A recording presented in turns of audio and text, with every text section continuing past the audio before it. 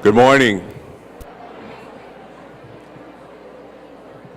I would like to ask the audience to please go to their seats and turn off all electronic devices as our first plenary of the day begins in 3 minutes.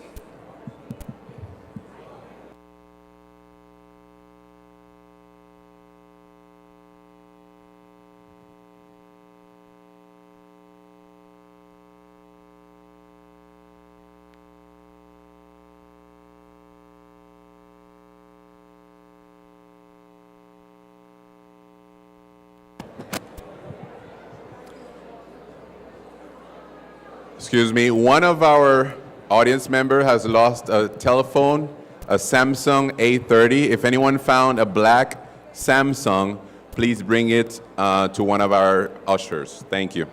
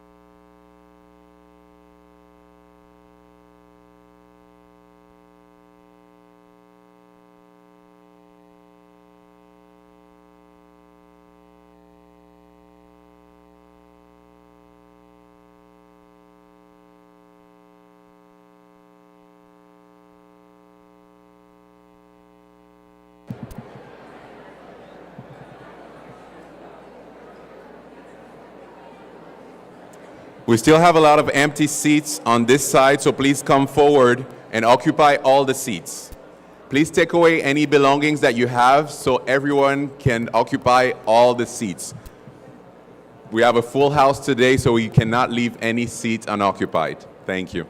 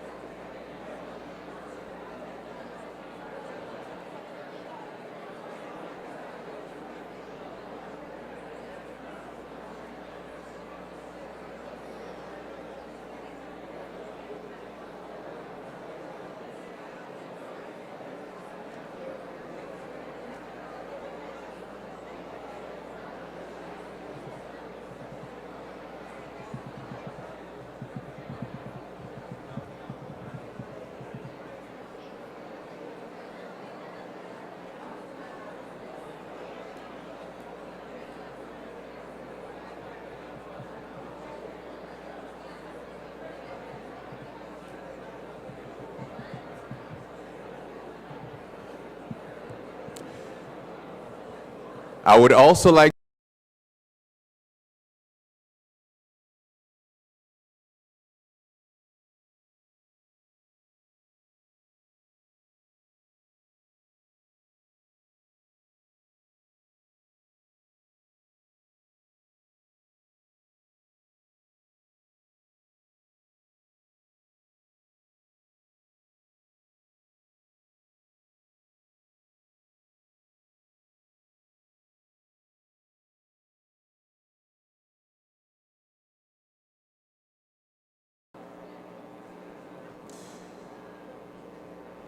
All right, good morning, everyone.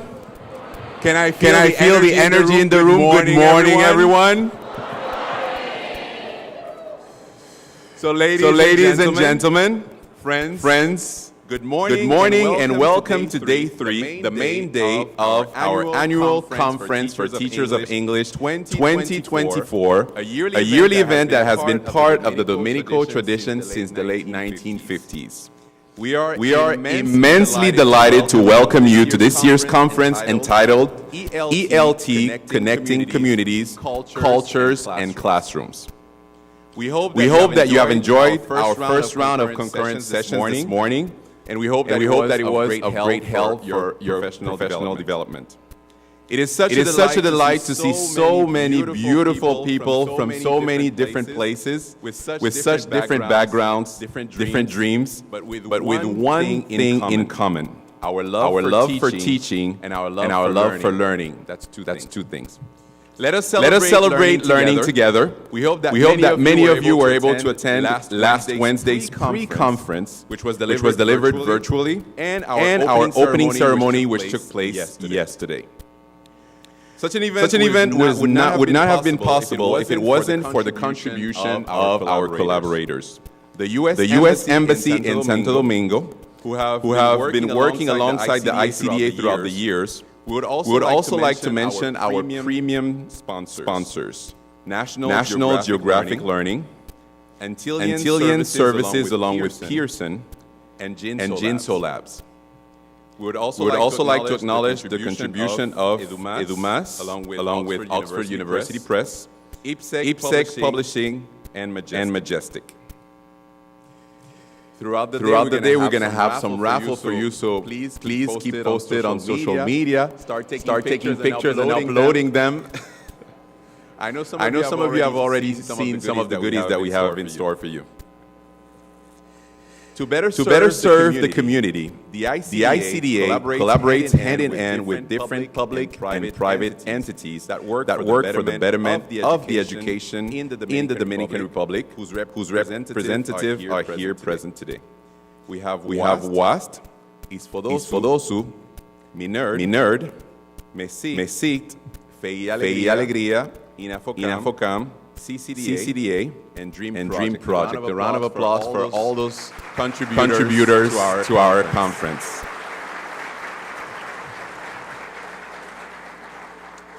As we begin with our first plenary of the day, I would like to call to the stage Ms. Daris Estrella, President of the Board of Directors of the ICDA, who will share a few opening words with us. If you may, Ms. Daris.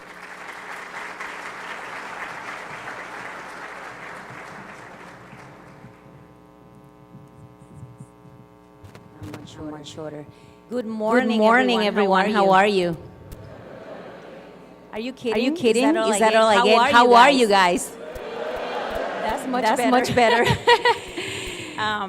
Welcome, esteemed colleagues, to the Conference of English Teachers 2024. Where we gather under the theme Connecting Communities, Culture, and Classrooms. It is an honor to stand before such a dedicated group of educators who play a pivotal role in shaping not just language skills, but the very fabric of the communities that we serve. As English language teachers, we're more than just facilitators of grammar and vocabulary. We are bridge builders, connecting people across diverse cultural and linguistic landscapes.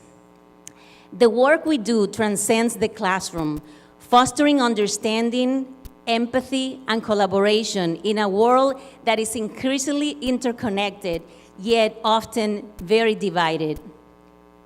Your role as English teachers is invaluable, not only because you impart language skills, but because you're instrumental in cultivating global citizens.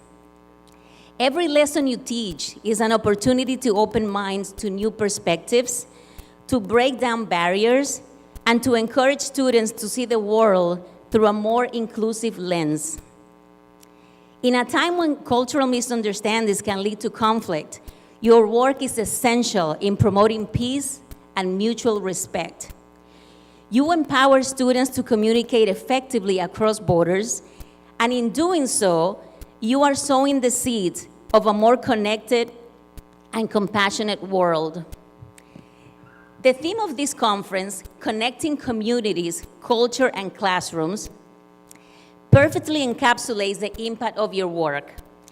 By integrating service learning and community engagement into your teaching, you're not only enriching the learning experience, but also making a tangible difference in the lives of your students and the communities they belong to. Your commitment to social impact through language education is a testament to your belief in the power of education to effect change. You're not just teaching English, you are teaching students how to use their voices to contribute positively to the world around them. As we move forward in our sessions and discussions today, I encourage you to take pride in the profound influence that you have as educators. Your work is challenging, for sure, and the demands are great, but the rewards are immeasurable. You are shaping the future, one student, one classroom, and one community at a time. Let this conference be a celebration of your dedication, a recognition of your contributions, and an inspiration for the continued journey connecting communities, cultures, and classrooms. Thank you all for your unwavering commitment to this vital work, and may you leave here today with renewed energy and a deeper sense of purpose in your teaching. Thank you so much, and enjoy the conference.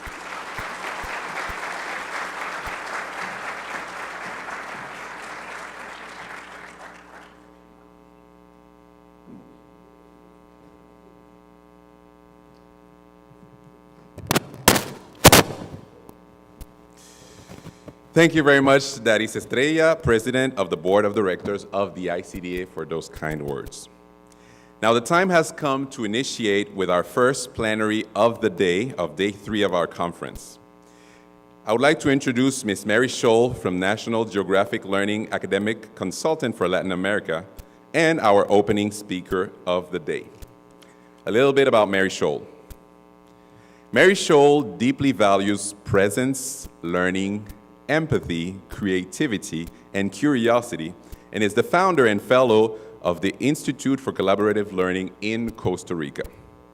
She has been teaching language for 30 years, designing and implementing educational projects in Latin America for over 18 years, and served as an English language specialist for 16 years in 9 different countries.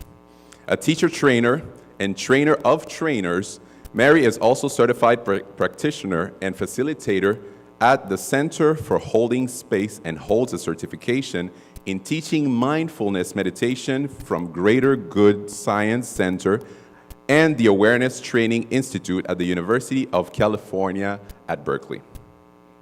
She holds an MA in teaching English and Spanish from SIT Graduate Institute and has done doctoral studies in adult learning and leadership at Teachers College at Columbia University. She has lived and taught on 4 continents and currently enjoys working, but I think her favorite country is the Dominican Republic, and enjoys working virtually around the world from her home in rural Costa Rica, in addition to face-to-face work wherever she is invited. She's a frequent presenter and local, national, and international conference in 2021. She was named as one of the top 30 English language specialists by the U.S. Department of State in recognition of her lasting impact on the specialist program and on the field of TESOL.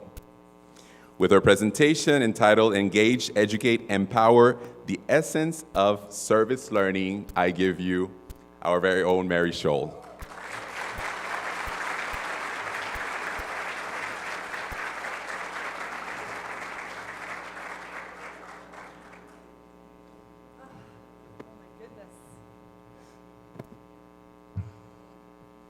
Good afternoon.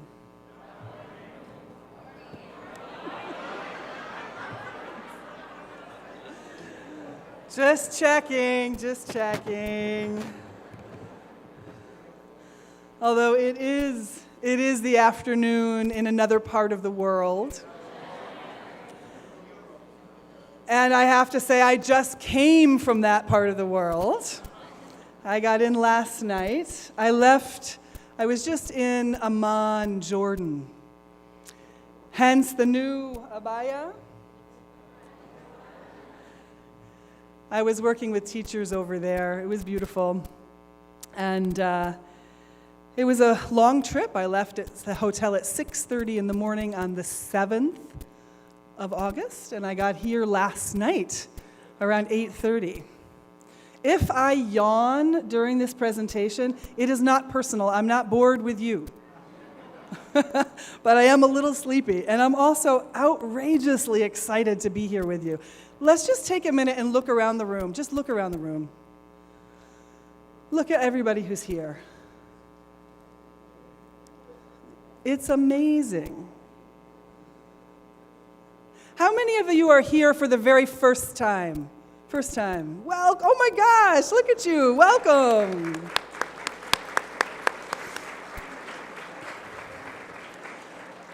How many of you are here, have been to at least 5 conferences? At least 10? At least 15? At least 20?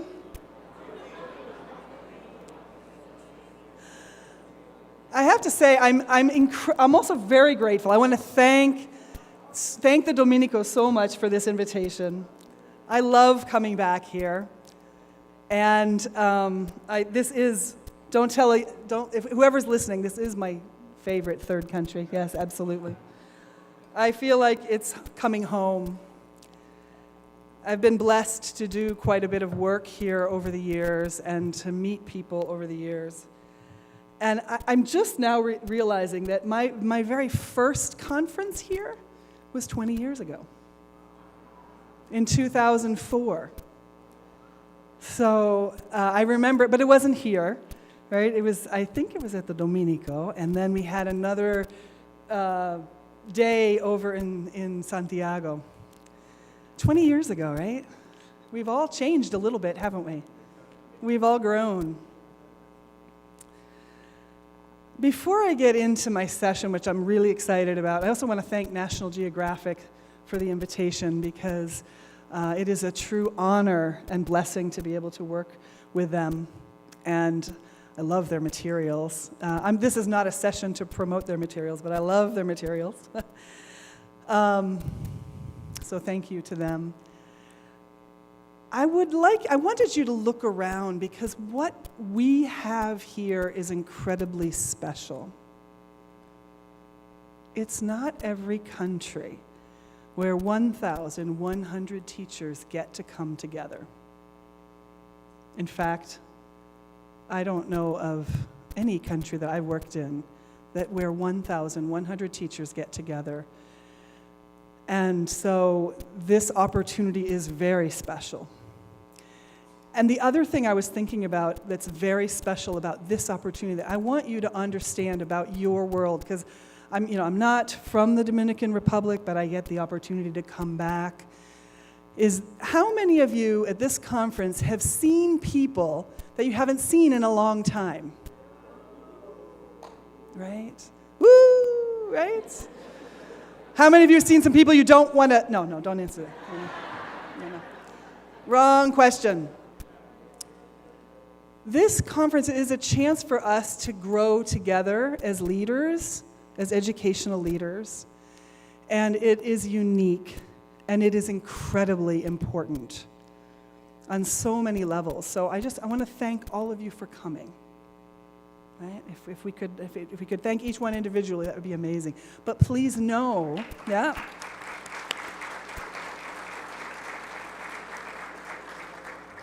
Please know that your presence here is very important.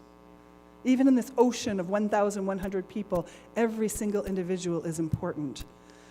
I was just in Jordan with some teachers in Jordan, and I said, do you have a teachers organization? They didn't have one. I said, do you have teachers conferences? They didn't have those. They had small trainings. But the network that you all have here is unique and it's important. So I celebrate that, and I celebrate you and us. The session, I was so surprised and interested when they said that the topic this year is service learning. And I changed my name a little bit. I added the word connect here. Connect, engage, educate, and empower. I was surprised because I'm so excited about service learning in our classrooms. It is a very powerful way to engage our learners to have very real, meaningful, and significant learning opportunities. And how wonderful that everybody gets to consider that. So thank you, whoever chose that theme, thank you so much for that. And actually, in Jordan, I did a half-day session on service learning. So I thought, oh, that's really nice. I have service learning in my brain right now. How many of you teach English? I just wanted to give you a chance to stretch a little bit, right? How many of you do projects in your classes? How many of you do service projects in your classes? It's a little bit less, right? Awesome. How many of you would like to learn about service learning for your classes? How many of you need a cup of coffee? Just checking.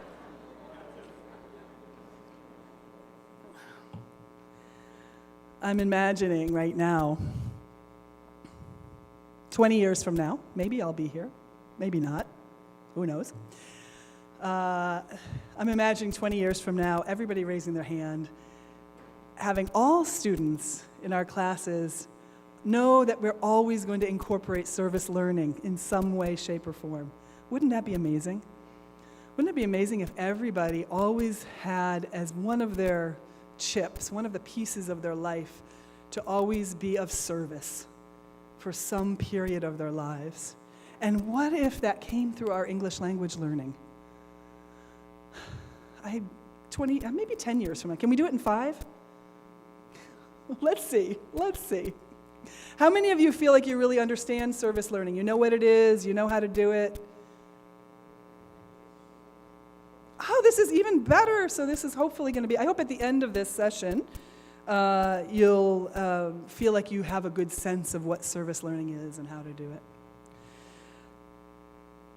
Before diving into what service learning is,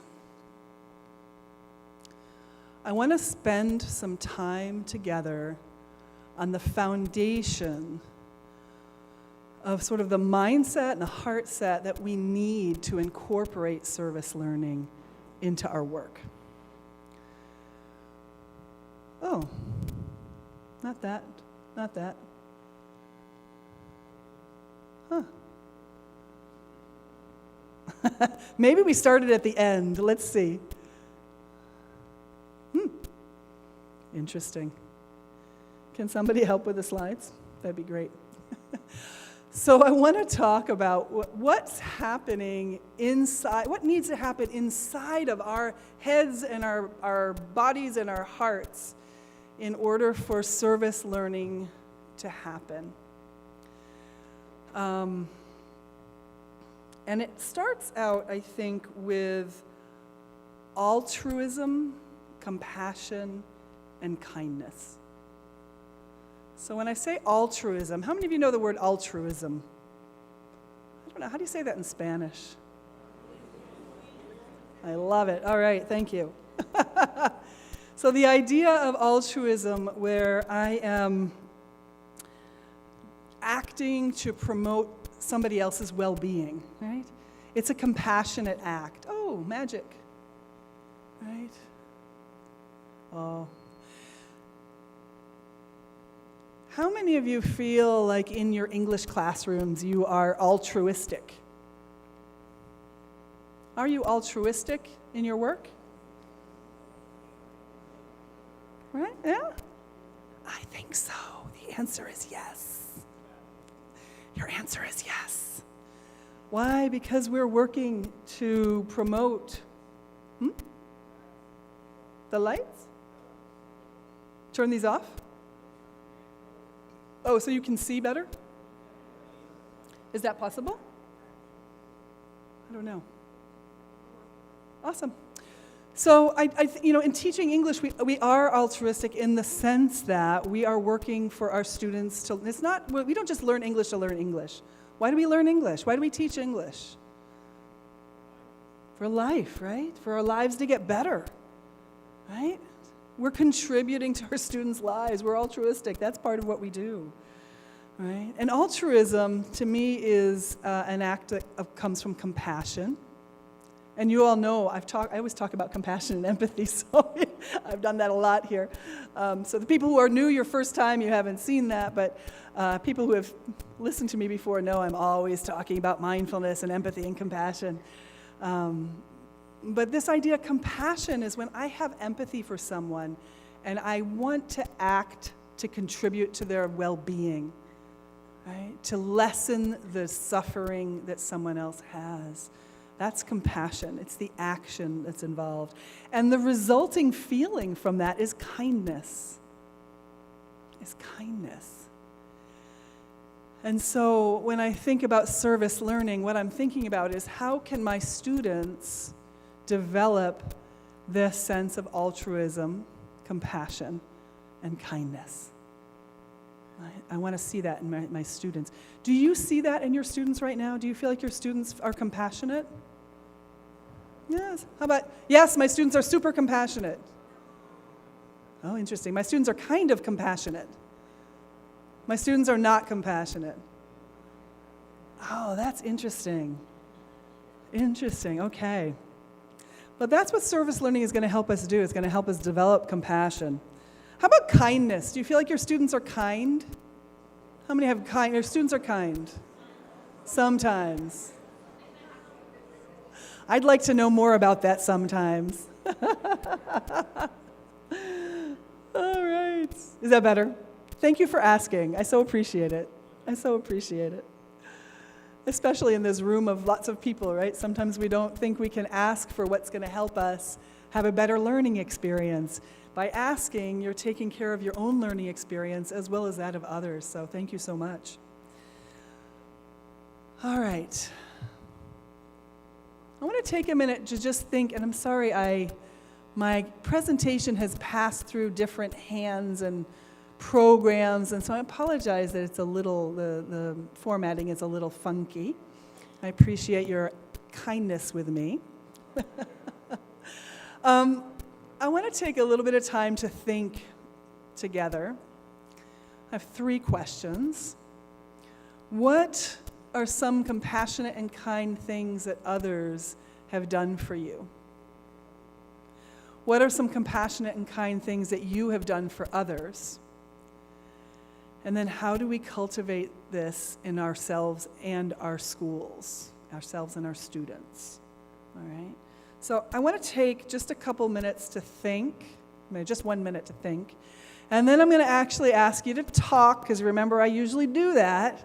And when I want to get your attention after that, I'll raise my hand, right? When I raise my hand, I want you to do 3 things. What's the first thing? Finish up your conversation. The second thing? Yeah, raise your hand. And the third thing would be to look at me, all right? So we're going to have a little bit of thinking and pair-share conversation around these 3 questions. The purpose of this is to think about it, but there's another psychological underlying purpose for this. When we talk about these things, we generate them inside of ourselves. Right? there's a lot of interesting studies out there on how, in positive psychology, around how just talking about it helps us grow or become more compassionate and kind and altruistic. So there's a doble propósito. Can I speak Spanglish with you? I have jet lag brain, and sometimes sometimes Spanish is going to fall out. Okay, so let's take about maybe 3 or 4 minutes to talk. You might not be able to talk about all the questions. And please look around you, make sure everyone is included. All right, so a few minutes to talk about these questions. Go ahead.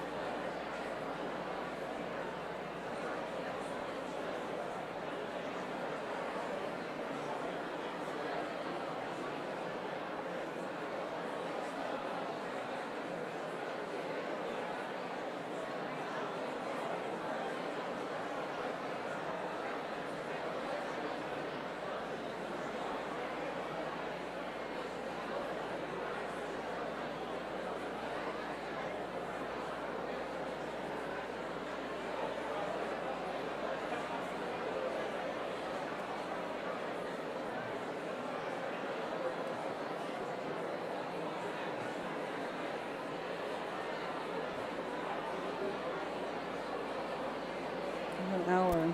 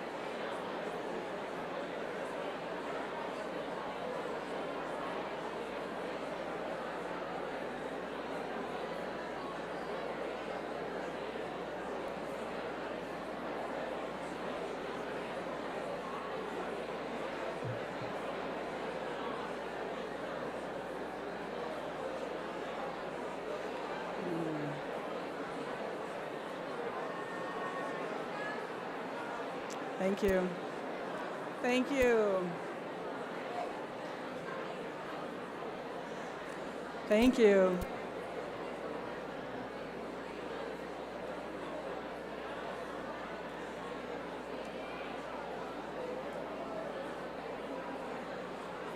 Thank you. Thank you, thank you. Thank you, thank you, thank you, thank you. Clap once if you can hear me. Clap twice if you can hear me. Clap 3 times if you can hear me. Clap like crazy if you can hear me. Thank you. How was that conversation? I want you to take a minute and notice how you're feeling right now. How many of you are feeling pretty good? Did that conversation impact how you're feeling? Yes. Wouldn't it be great if our students felt that? That's what service learning does. Service learning generates this kind of feeling in us, and it starts within us as teachers, right? We need to know this part of ourselves so that we can co-create the conditions for our students to have this experience, right? So, how many of you did or have done community service as a student, when you were a student? Did you do community service? Wow. Cool. Did you do community service in your English classes? A couple hands. Yeah, so I'm curious, where did you do community service in your high school experience? Yeah, so is that fairly common here in the DR? It's mandatory. Well, everybody raise your hands then. Yes, you did it. I love it. That's awesome. So making the leap from doing, is it called community service or service learning? Okay, so that'll be something interesting we'll talk about next. We're going to talk about the difference between community service and service learning. So making the leap from it being in your regular classroom into your English classroom. That's a great thing. You already have that as a foundation. That's great. I'm going to keep going. And I want to share something that many of you know this already. This greeting. How many of you know the greeting Sawubona? You know it. This is a greeting. It's from a Zulu culture in southern Africa. And to greet you, I say Sawubona, and you would say? Eso, Yebo Sawubona. Okay, please greet each other with Sawubona and Yebo Sawubona. Practice it.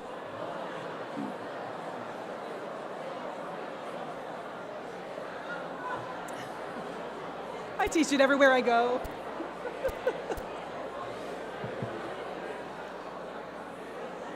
Okay. Okay.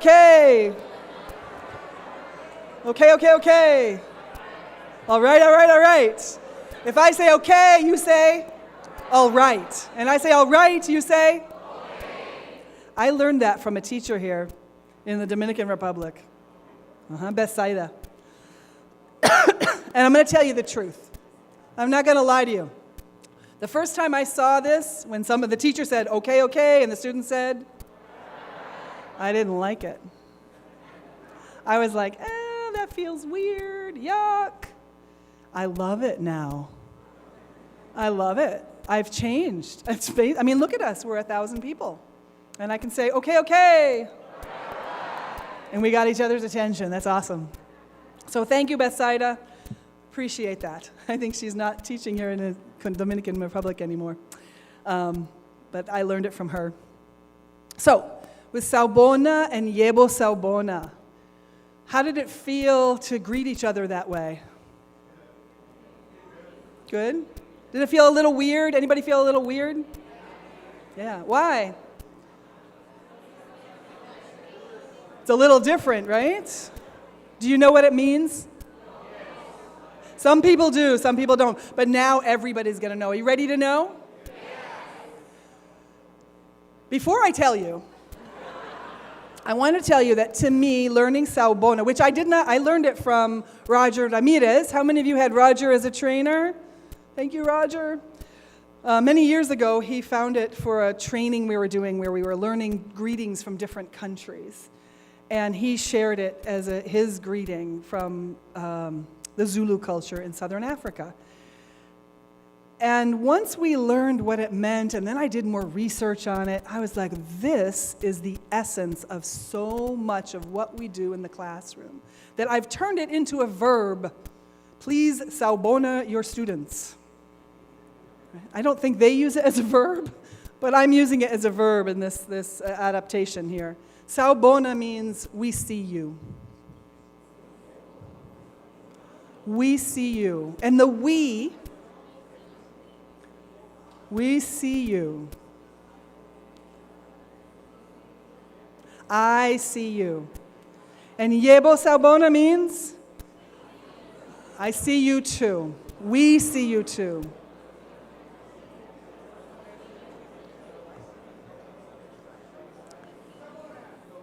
Yebo sawubona. All right?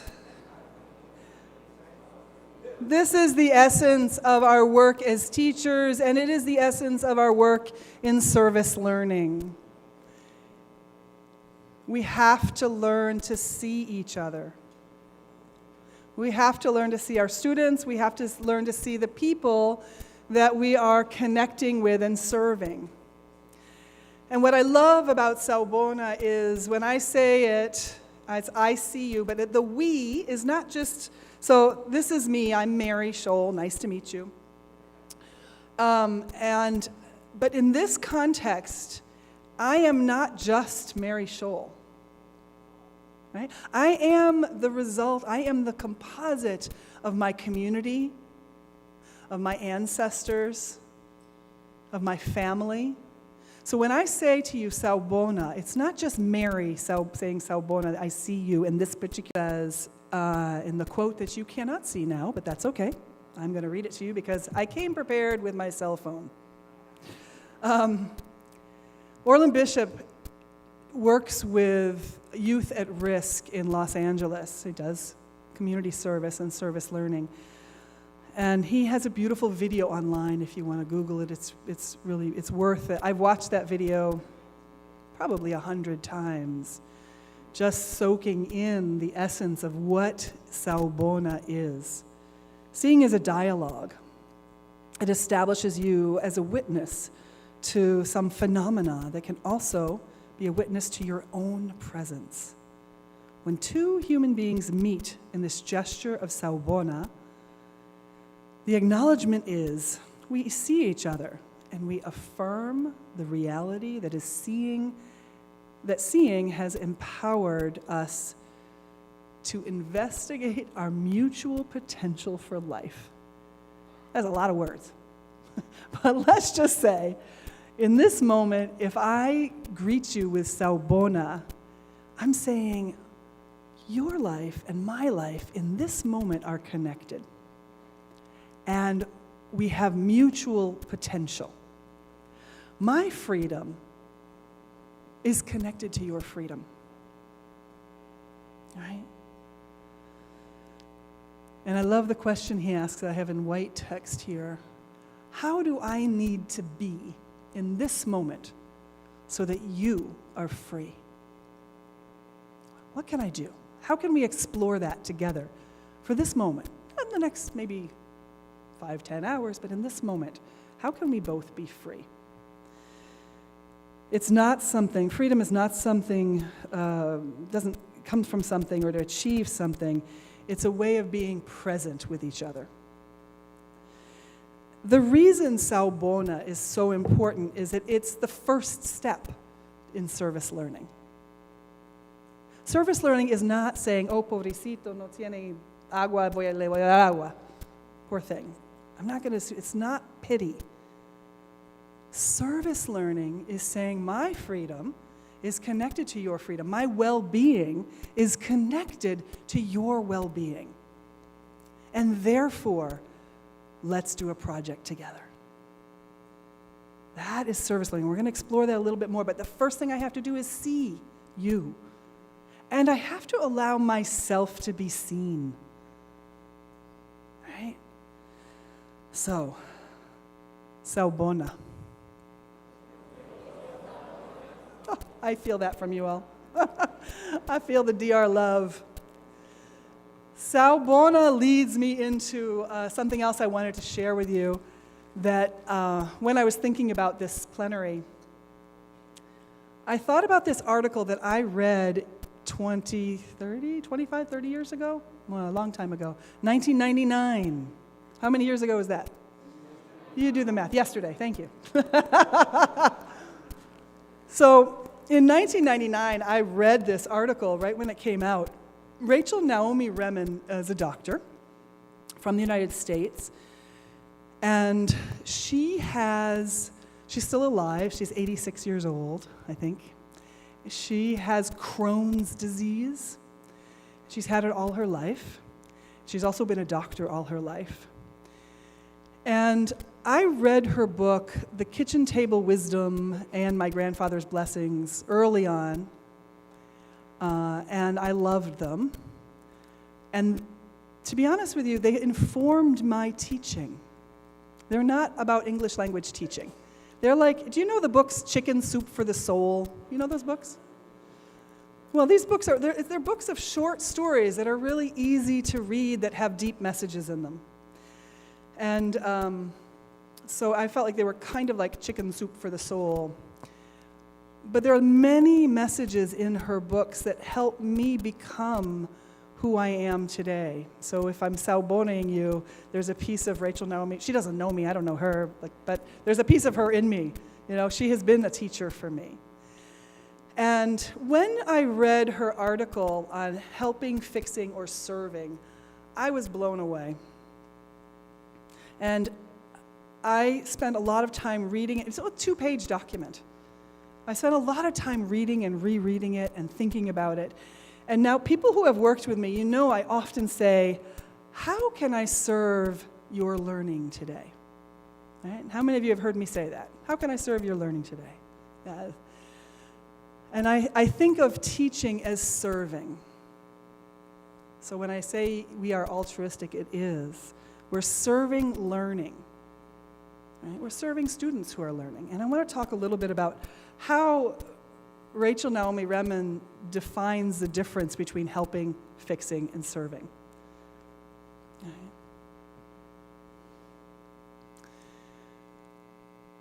So, when we help each other, what she describes is a mindset where I see someone else as weak or needy. Right? And so, it's not a relationship of equals. It's not like, I'm a human, you're a human, we're equal in this way. It's more like, let me come in and help you. Right? There's a little bit of, oh, pobrecito, I'm going to come help you. And I'm not sure if you've had this experience, but when I feel like someone's helping me, it's because they've already decided what they think I need, and they're trying to give it to me. And so I don't actually feel seen. Have you had that experience?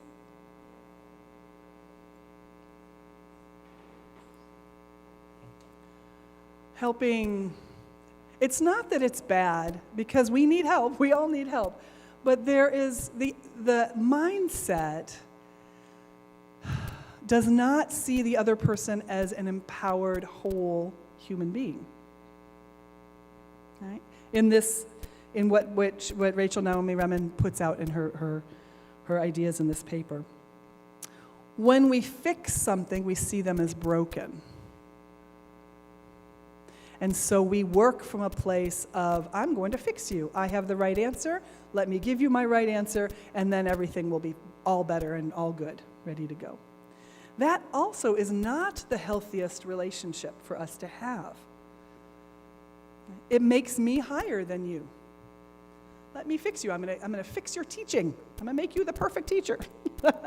Right? Let me fix your problem with, not having clean water. Now, it's important that we get clean water. It's important that we grow as teachers. But if I don't see you as a whole human being that is capable of making decisions and capable of your own autonomy, then I will not be serving your learning. Right? I'll only be seeing a sliver of it. I'll see what I think is wrong and how to fix it. I just thought of a painful story I can tell you. Just a really short little story. Many years ago, I was supervising a teacher for her master's practicum. And it was one of the hardest classrooms I've ever watched in my life. She was teaching, but no student was paying attention to her. And at the end of class, the students walked out, and nobody said goodbye to her, and she had her head on the desk. It was the most painful class I've ever seen. And I was a new TESOL trainer. I had lots of techniques and tips and strategies, and so I wanted to help her by fixing her.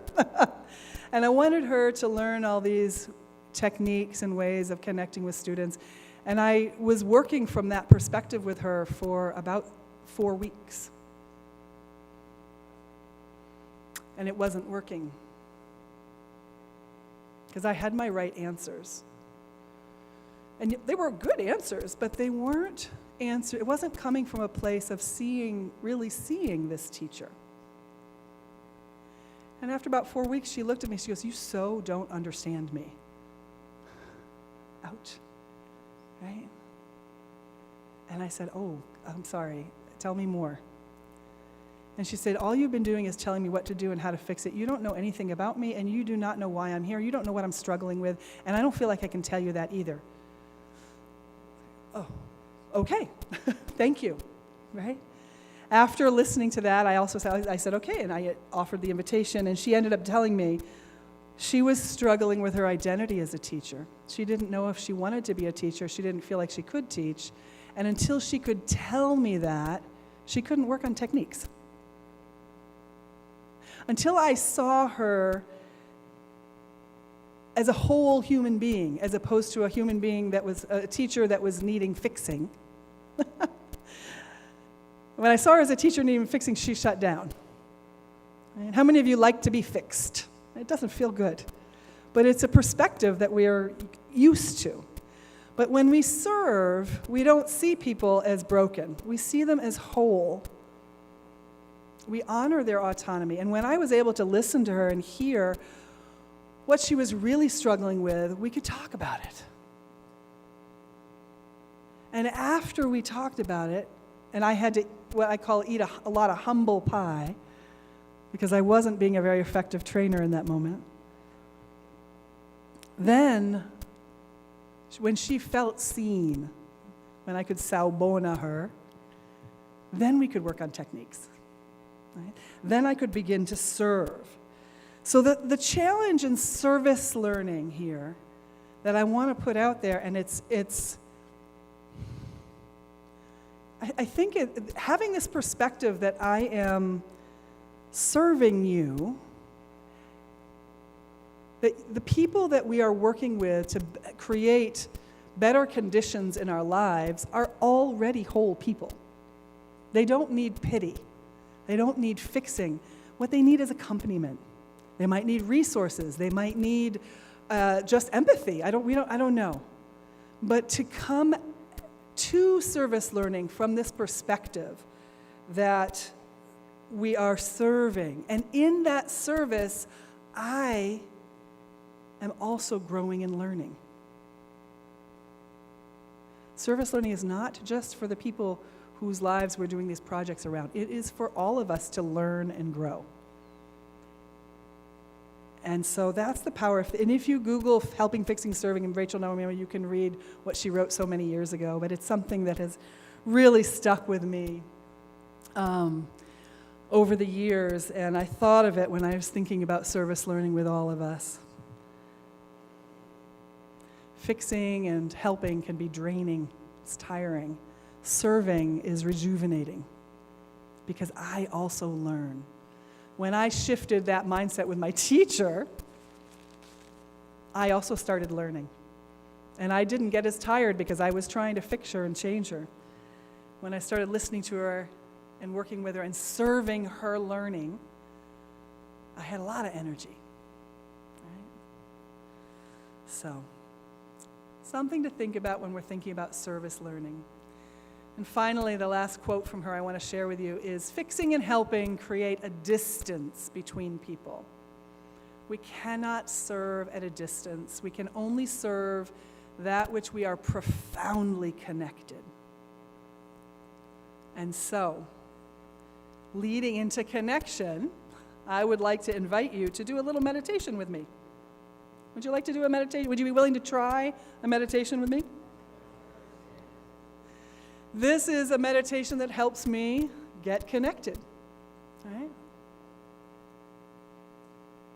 So for this meditation you can find, there's this great set of resources. The Greater Good in Action and Greater Good in Education has tons of activities that are free online that are research based, that help us create a better world, that help us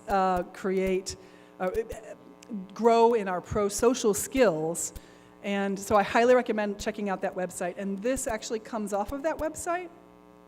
But I've also learned this meditation in the world of mindfulness, in the world of nonviolent communication. So I appreciate you would be willing to try this with me today. In order to do this, I want to invite you to sit in a way that you feel strong. So put both feet on the floor if you feel like that. Maybe bring your head up to the sky a little bit more. Sit in a way that you feel strong and comfortable.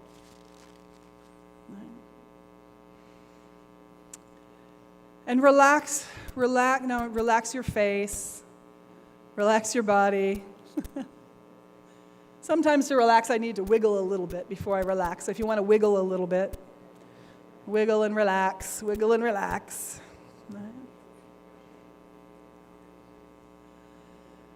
And I want you to settle into, if you'd like to close your eyes, you can close your eyes. If you don't want to close your eyes, just relax your face and look down. Let a quiet come into the room.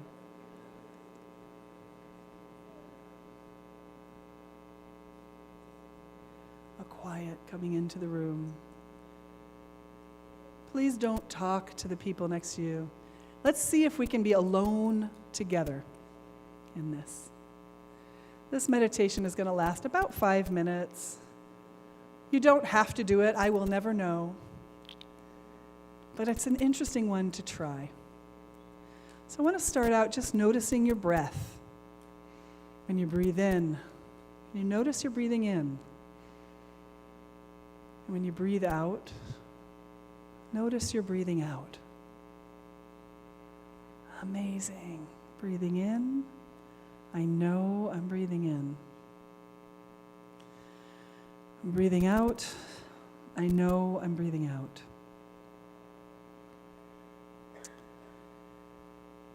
As you breathe in, I want you to scan your body with your awareness, noticing what's happening in your head, your shoulders, your arms, your legs. Just notice yourself. Take a minute just for you.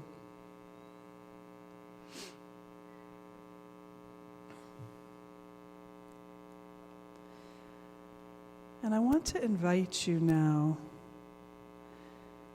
to notice without judging. Can you invite yourself to not judge yourself? Don't judge your thoughts, don't judge your actions. Just be present with kindness and curiosity. There's no wrong way of doing this. I want you to bring into your mind somebody that you love and care for. Just one person, all right?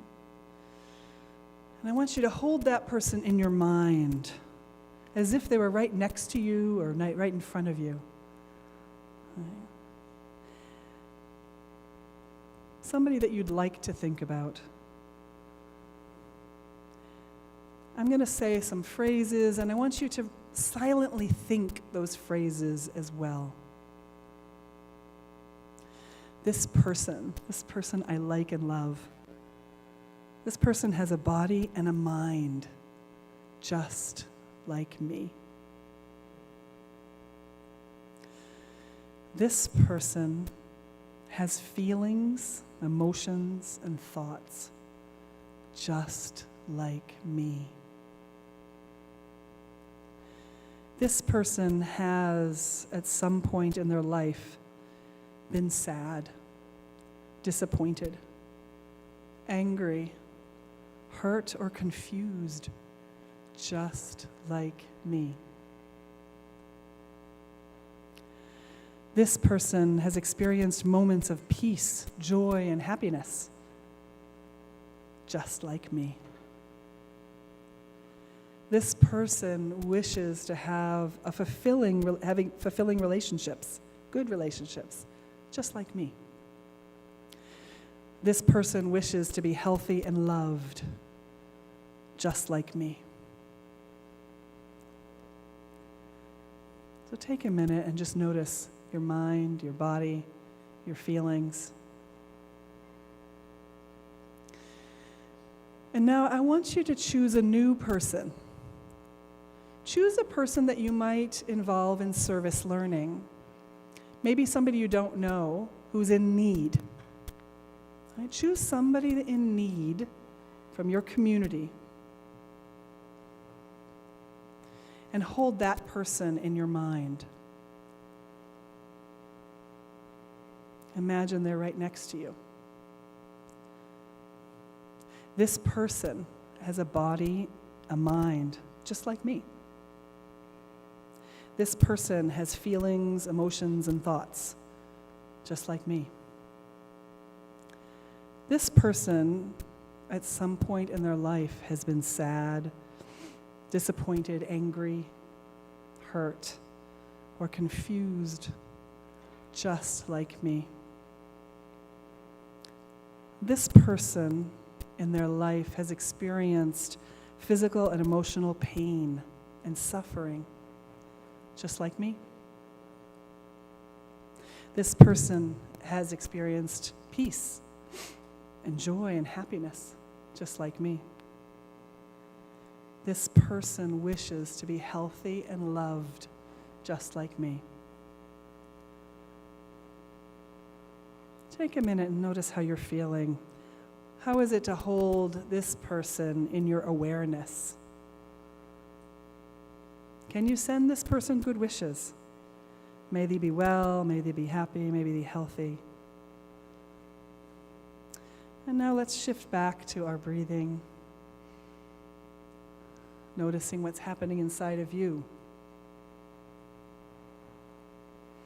And gently open your eyes. Come back. Welcome back. Thank you for trying that common humanity meditation. How was that? It's interesting, right? How often do we think about what we have in common with these people? And this is a practice that we can do to lay the groundwork for the service learning that we're going to do. So you'll notice I have just spent a lot of time laying the groundwork for service learning. I want to get into service learning now. Oh, and if you're interested, I'm happy to share that meditation. You can find the meditation at that website, or a version of it. And I also have it on my slides, and I'm happy to share that with you if you'd like. Would you like to take photos of the slides? Okay. A little photo up. Photo moment. While you do that, I will drink water. This person drinks water just like me.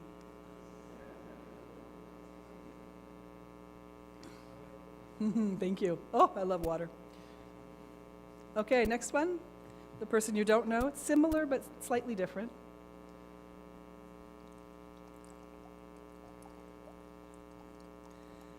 This meditation, actually, also you can do, I do it with people that are hard to love. We're not doing that today because that's not our purpose, but I just want to give you the seed. If you're experiencing someone that's difficult to love, this is a great practice to remember their humanity along with our humanity. Okay, let's get into service learning. Community service or service learning? What's the difference? What do they have in common?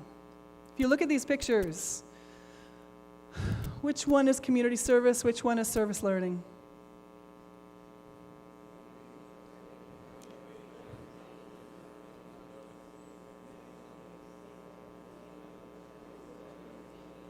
How many of you think A is community service?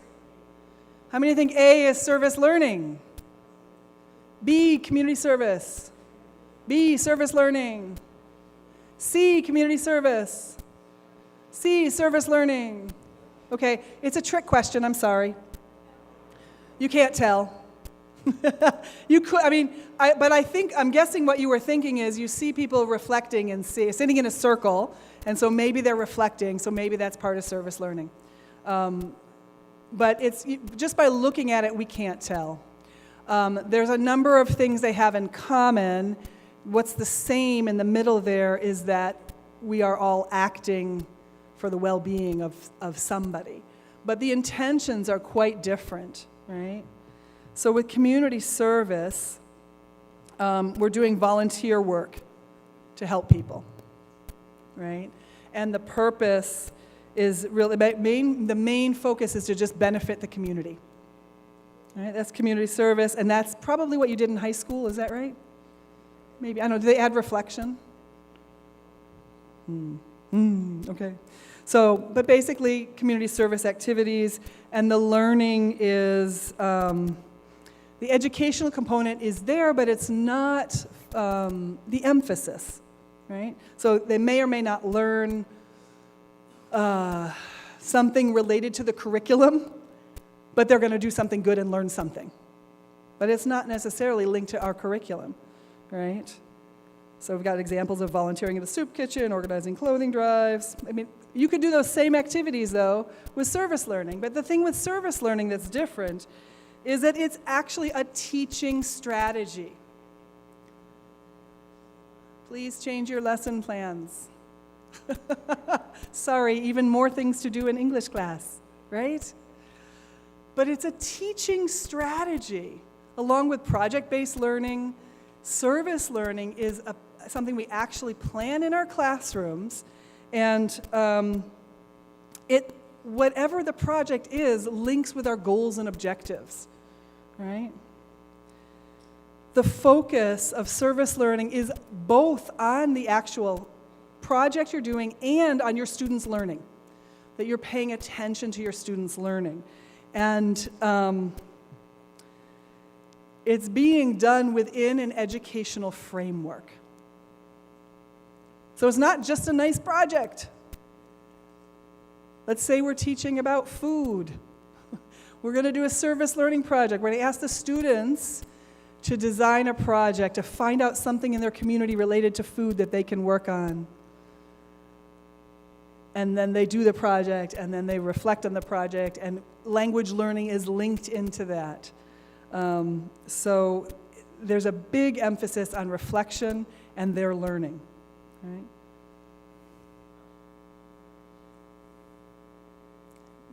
So when you think about your experience in high school, were you doing community service or service learning? Community service? How many of you think that in high school you were doing community service? How many of you were doing service learning? Okay. Can you imagine doing community service but linking it to your language learning objectives? Can you imagine that? Yes, no, maybe so. I don't know. Okay, let's come up with, let me show you an example. Oh, before we do that though, a little practice activity, right? Can you read the A and B? Can you read those? Okay. So which one is community service? Which one is service learning? Take a minute to read it. If you can't read it, maybe you take a photo of it and then read your...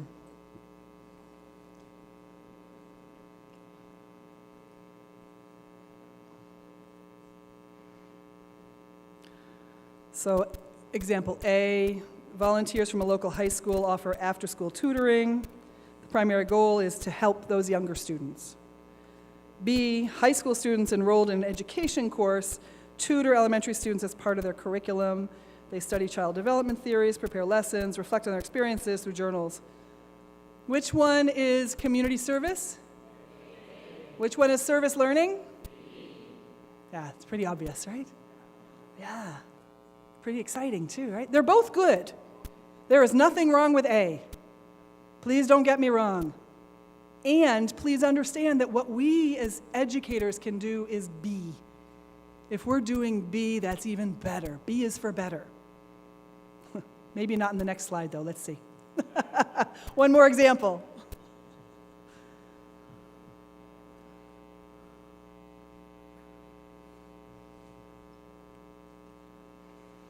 What is A? And B? Which one is good? Great answer. Which one is better? A, right? So this leads us into this next framework I have, the good, better, best model of service learning. Sorry about that, learning.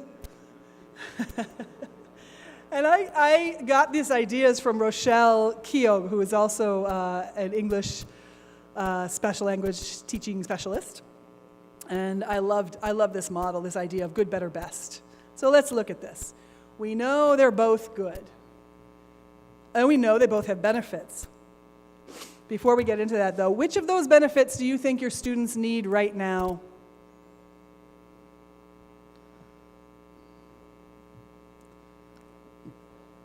Which ones do your students need?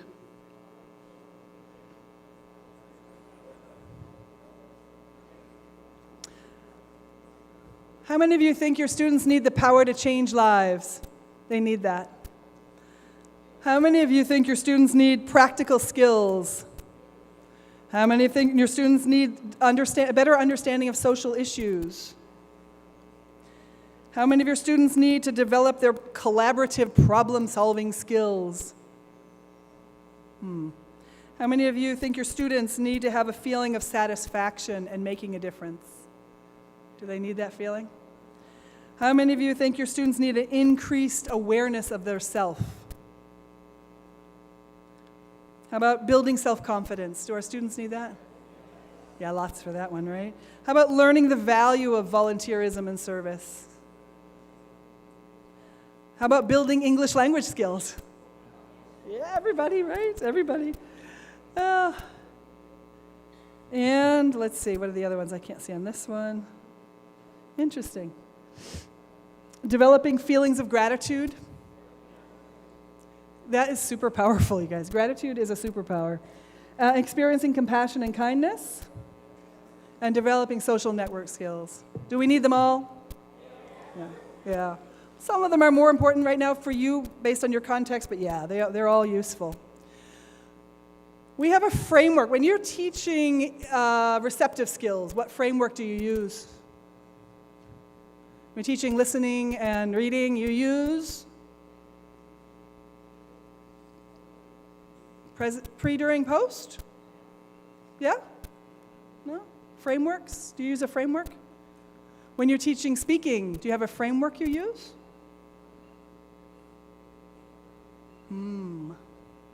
Interesting. I'm curious about that, but I don't feel like I have time to go into it. So I want to share with you a framework. Like, how do you plan for service learning? Right? How do you make a plan for it? I mean, if you want to just do a community service project, there's one thing, but service learning is slightly different. So we have this plan. I call it EPARDIC. EPARDIC. It sounds like a foreign word, doesn't it? So we start out with investigating, planning, and preparing. And then we do the action, the service action. And then we reflect, demonstrate, and celebrate the impact. So when I'm thinking about for you, can you name the stage? If you're looking at the A, B, C, D, E, what stage is A? What stage is, which one is investigate? Which one is prepare? Which one is planning? Which one is acting? Which one is reflecting and celebrating? And I'm going to go ahead and just show you my answers in the interest of time. the thing about service learning that is so important is students do the investigation. Right? Students look into what topic can they learn about? What topic do they want to serve? All right? What are the needs in their school or community that they want to serve? So they investigate, make some decisions about what they want to do. This is not about the teacher choosing for the students. The students do the investigation. Then they do the preparation and planning, and your role as a teacher is to coach them, to provide structure in the planning and preparation for these projects. And then, of course, they act, right? D. They actually do the project, and then they reflect on it, and then demonstrate results and celebrate results or impact. So this cycle, epartic, is how I would go about planning a project. Would you like to see an example of it? Model good is doing community service. Better is community service where the students are involved in the planning and reflecting on their impact. And the best is when we do that plus language enrichment, plus English language enrichment. All right, good, better, best. So here's an example. We start out with the investigation and planning phase, then we go into action, then we reflect, demonstrate, and celebrate. So in this example, students research a community issue and report back to the group. They learn some vocabulary and they plan the service, right?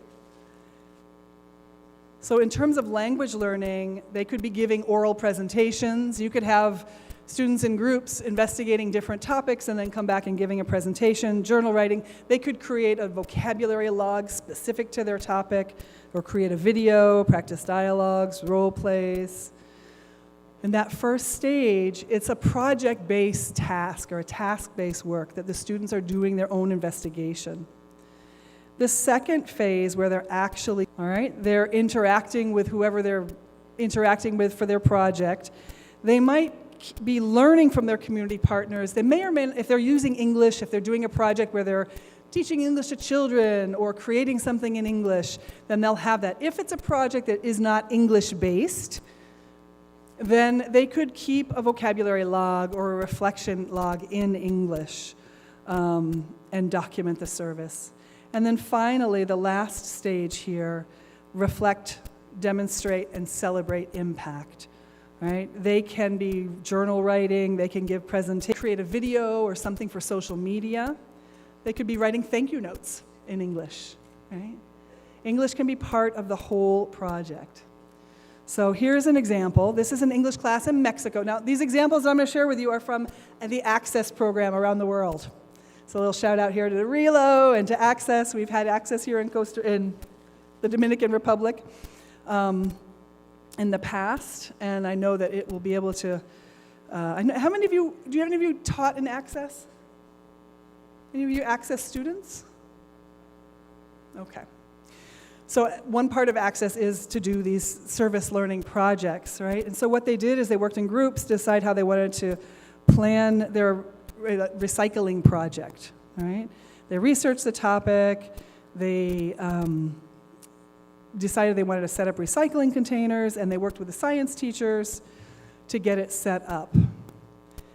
Then, in the language focus of the project, the teacher designed some activities that would help them, right? So reviewing future tenses and consequences of how global warming will affect our world, right? So they were studying the future tense, and they were studying the vocabulary for global warming.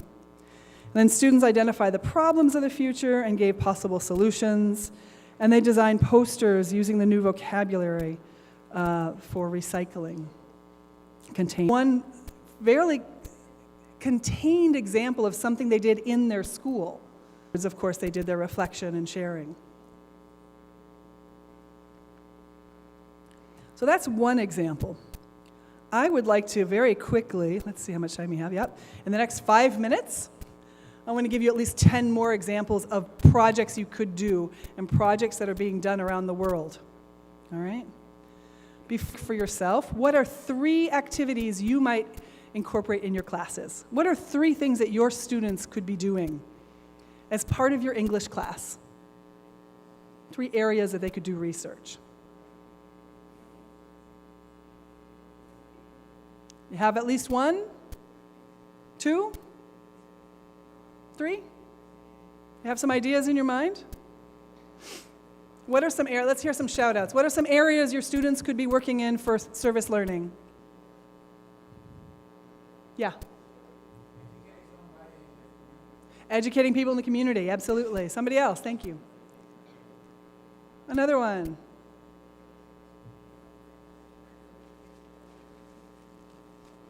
Somebody help me. One more. I can't even understand you. Abandonado. Abandoned animals. Yes, thank you. Okay, so animals. You'd work with animals who are abandoned. Yes, thank you. Always great. Yeah. What kind of projects? Okay, I'm going to do a quick sharing with you. So if you want to take pictures of these, you got to have your camera out ready to go. This is going to be fast. All right? Some service learning projects around the world. You could write about important issues, right? So here we have access students in Vietnam participating in a writing contest to raise awareness about women's rights, right? You could be celebrating World Teachers Day. Have your students celebrate you. Wouldn't that be nice? We need that. That's in Pakistan, a picture in Pakistan. This is an environmental, honoring Earth Day. Students from Iraq, honoring Earth Day by planting trees in their community. We could go local here. This is in India, where they're learning about a local wheat festival and participating in the harvest, right? All of these can be incorporated in service learning. Getting healthy. This is in, I'm not sure what country this is in. We won't make it up. But access students learning about World Health Day and then making a healthy food event. Cleaning up your community. Right? In the Philippines, doing a cleanup day. In a cleanup day in the river, a cleanup day at a park, a cleanup day someplace. Cleaning a riverbank. Right? This is in Eastern Mongolia. Right? Honoring the elderly. This is in Montenegro. You could do a project with the elderly. Beautiful, huh? You could always do projects around food. There's a lot of interesting food projects we can do, especially in Mexico, but especially in the DR too, right? Visiting orphans.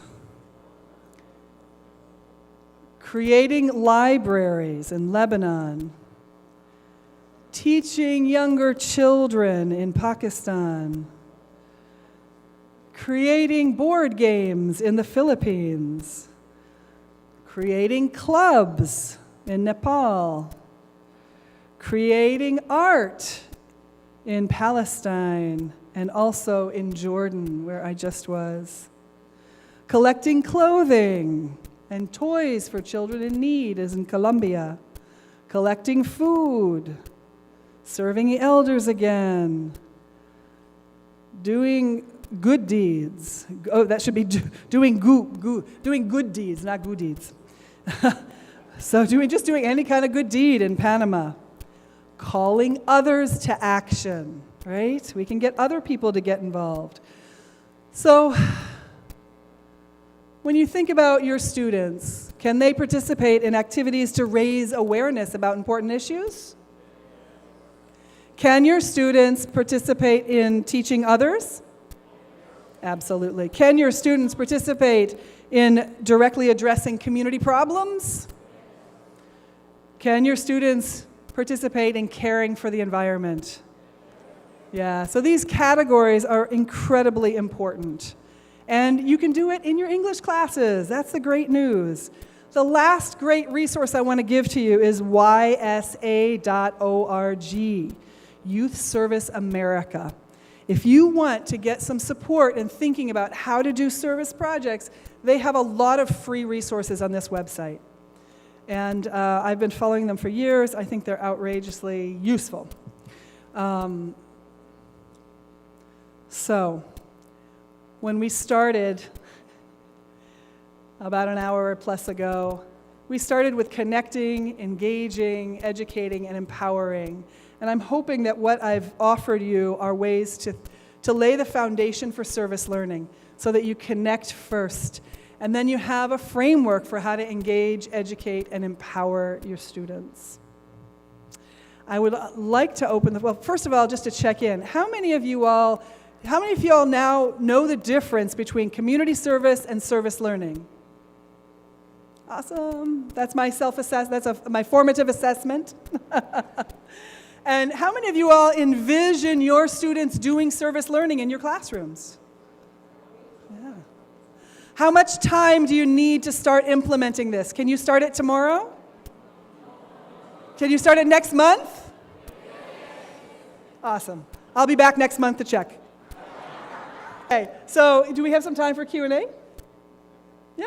Any questions or comments that you'd like to share? I think there's some microphones running around by themselves. Yeah. Or you can stand up. Raise your hand high to get a mic.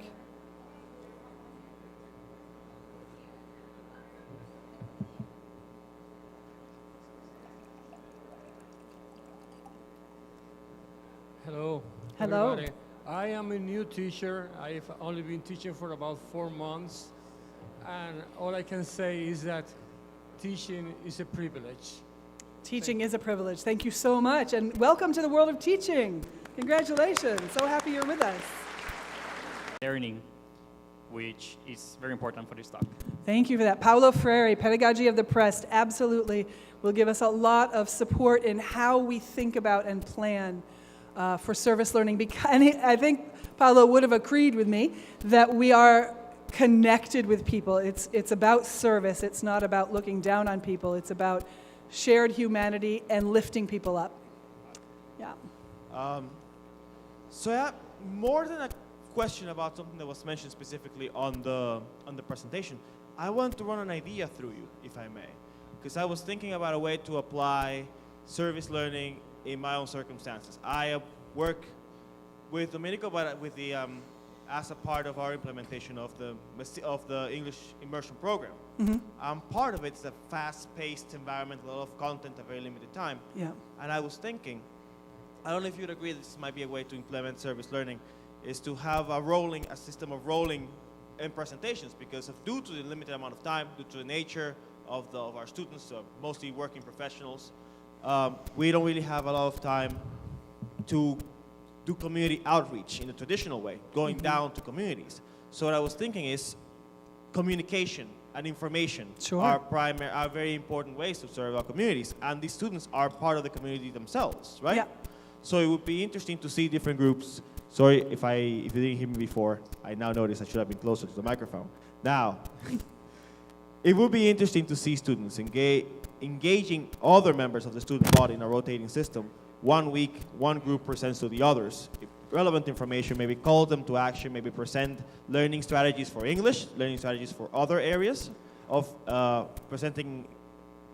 Sorry, I'm a little amped up, a little nervous. You're doing great. Fine. But no, please, no, don't do that.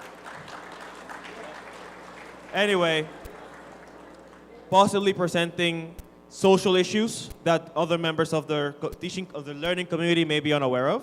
Sure. Using those that sort of public service of communicating information, relaying information as a way to introduce new vocabulary, introduce not only to themselves as developing and presenting these topics, but to other members of the learning community. Absolutely. So public communication is a great idea. You could create something for social media to help educate other people than what they're learning, for sure. Possibly as well. Yeah. Depending on what the different groups think of, because again, this is not a teacher-directed activity, it's a teacher-mediated activity. Exactly. Students come up with what they think is most important at the end of the day. And then the important thing is to get them to reflect afterwards and share the impact and then celebrate it. Indeed, that's fundamental. I'm excited you're excited. Yeah, excited and nervous. It's just. That's okay. Up. Thank you very much. I'm sorry. Being nervous means you care. Yeah.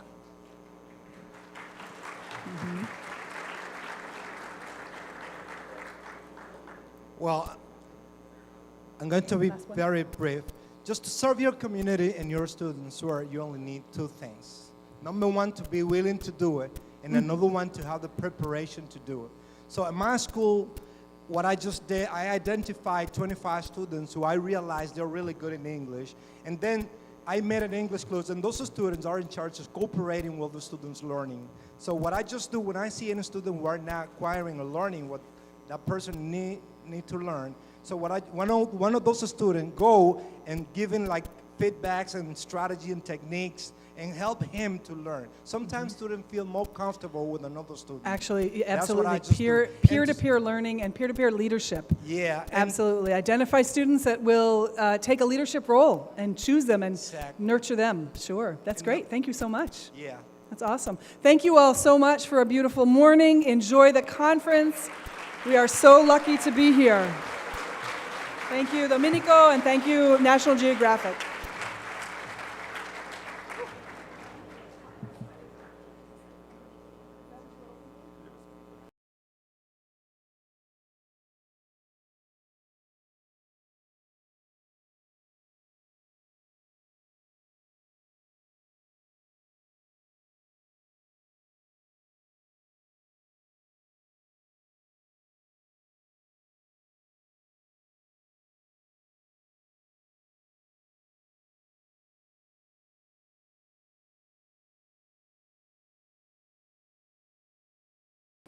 So how many of you have somewhat directly or indirectly been influenced by Mary's work?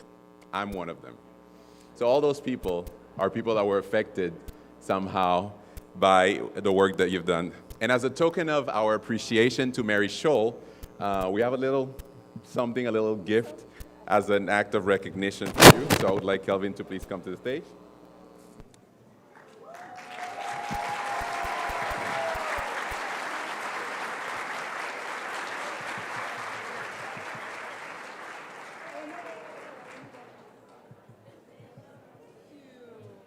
So just a token of our appreciation from UNIGDA and the TDC and our conference.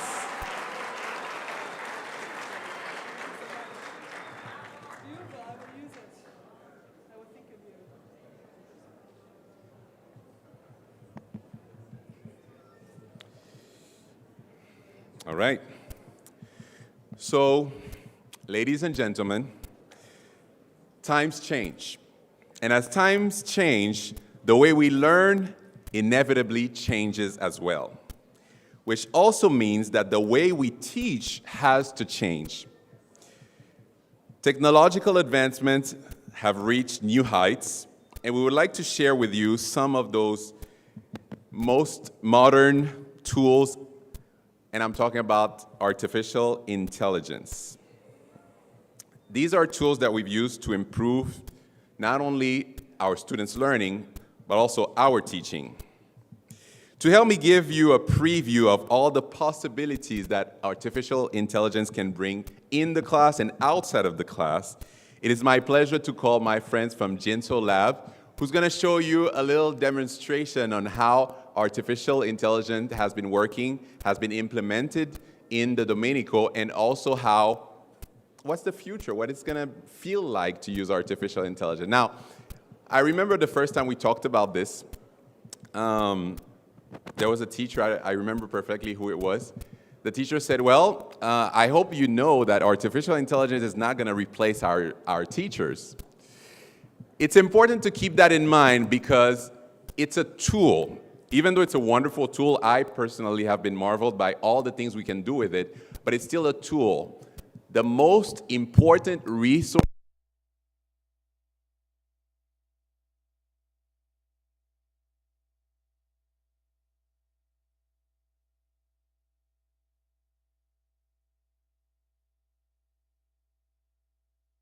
that.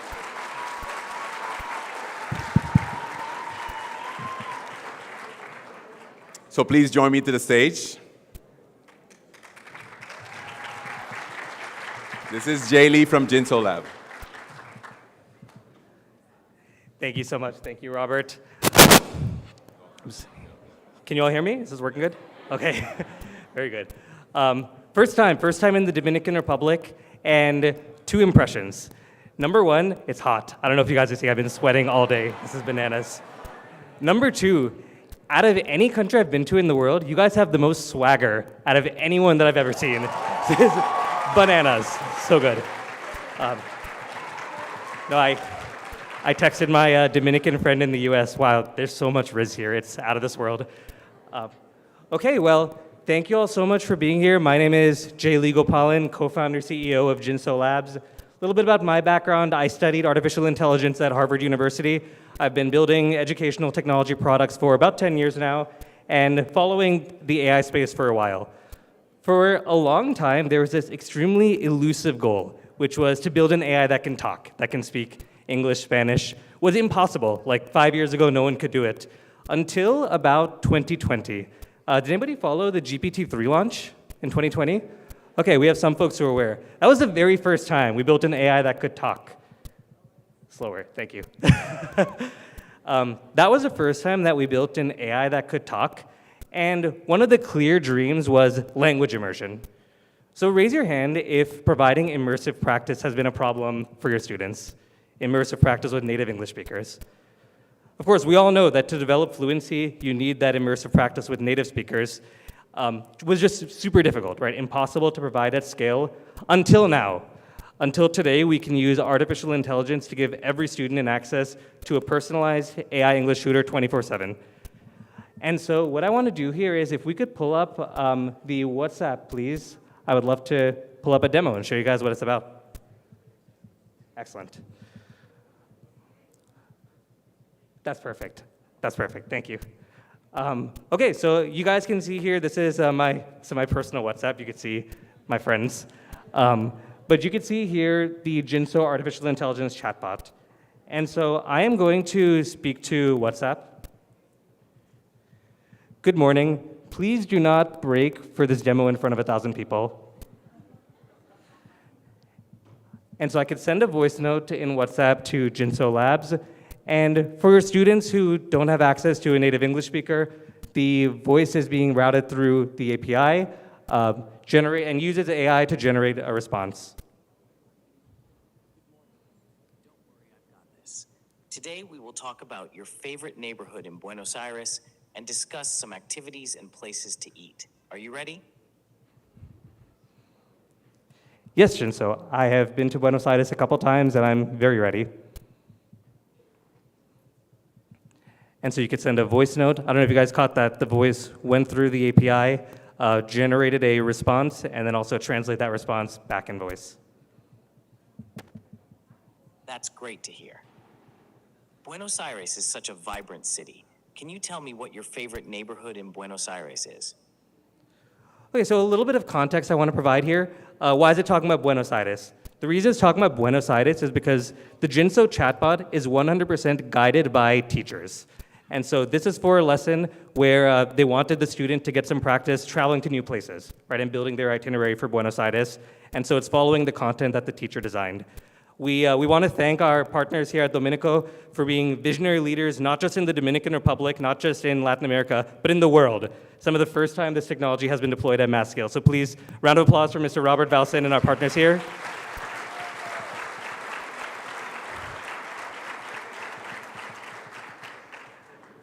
Excellent. And so what I'd love to do now is if we could pull up the QR code. You guys have WhatsApp on your phones? If y'all want to go ahead and scan this, you guys can all try it out.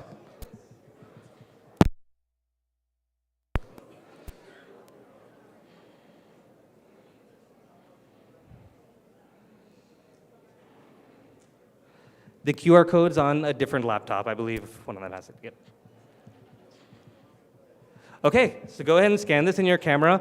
Please, please, please make sure that you include the country code 1 followed by 809. That is the most common issue, 1. Without the 1, it doesn't know that you guys are in the Dominican Republic. It doesn't know you have access. So that 1 is critically, critically important. I cannot stress this enough.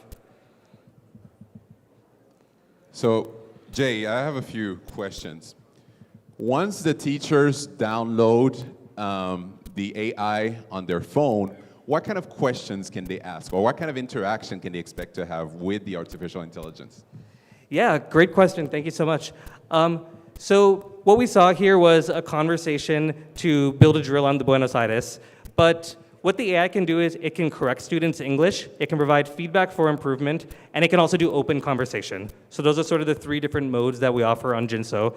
And so, as teachers, you can't be available for your students 24 hours a day, but Jinso can. If it's 9 p.m. and that's when they could study, they can get those answers.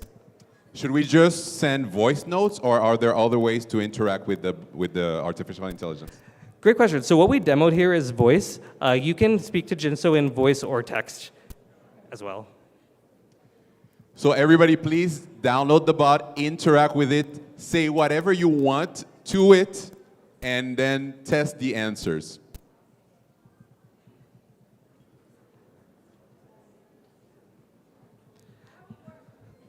Absolutely. Can we start taking questions now? Or yeah. Maybe later. We're going to have the Q&A.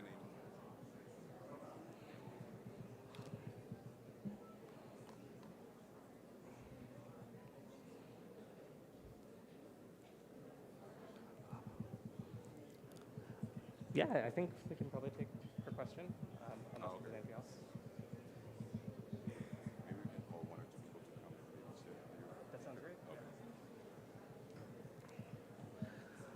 Okay, y'all, so take some time. Please feel free to ask Jinso about whatever you want. And if you have a particularly interesting conversation, we're going to call up volunteers to share your conversation with Jinso. I have an important question.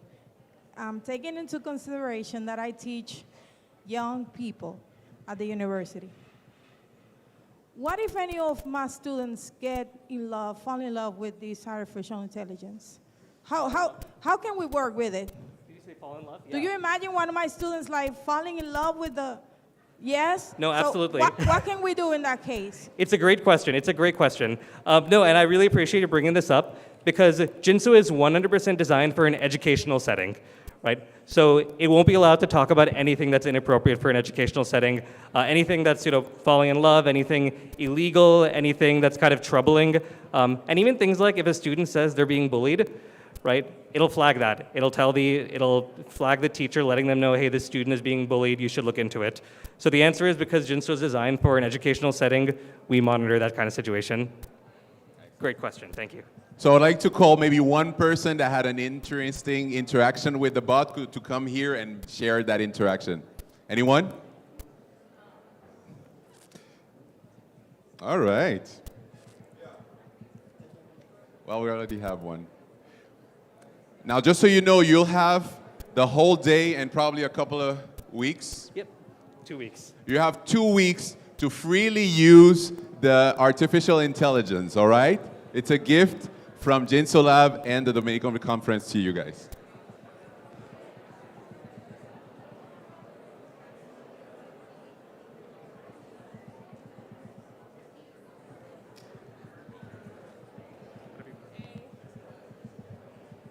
So, hi. As soon as I saw the QR code on the screen, I was the first one, I think, to scan it, and I started texting the robot. And I've done this before. It's very similar to ChatGPT, but it is very incredible to see how it's very personalized, and I feel like I'm talking to an actual person. It's kind of weird. So I talked to him, I'm going to say, because I guess it's a guy. And it asked me my name, then it asked me about my hobbies, then it asked me to use one of the phrases I said in a complete sentence, which I did, and then he replied again as a normal person, so I'm kind of freaked out, but it's kind of cool. Yeah. Thank you very much. A round of applause for her.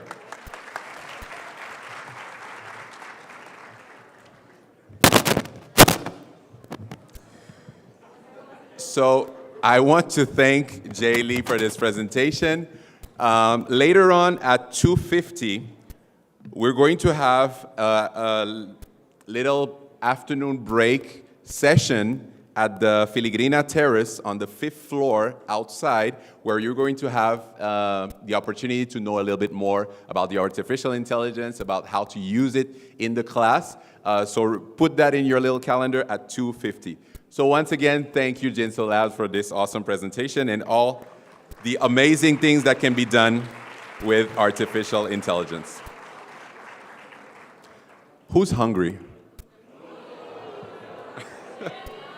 I thought you were having fun.